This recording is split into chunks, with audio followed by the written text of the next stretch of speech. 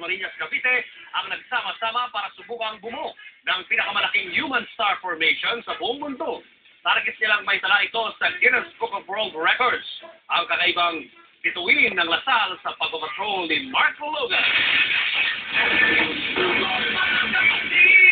Come on, come all sa Great Latalian Festival. Nagsali ng kulay berde at puti sa kakaibang display of brotherhood and unity. Ang pagbuo ng tinawag nilang Great Latalian Human Star. I believe we have reached more than 10,000 people for this.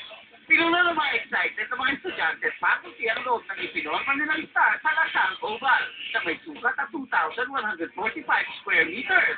Ang diameter ng star ay may sukat na 71 meters. At nang makumpleto ang tao sa oval, eto na ang human star, Animong Lasal.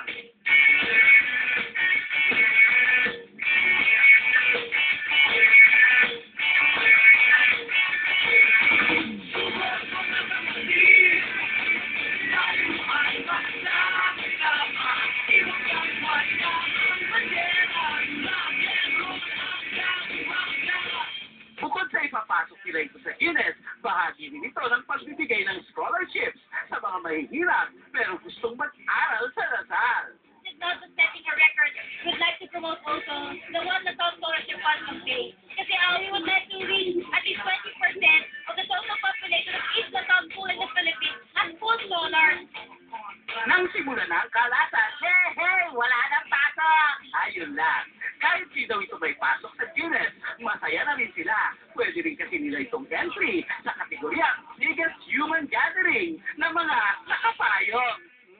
Sayang naman ang paggugluta tayon. Touch ako kanina, nag-form kayo ng Star Network kami. Correct! Mark Logan, patrol ng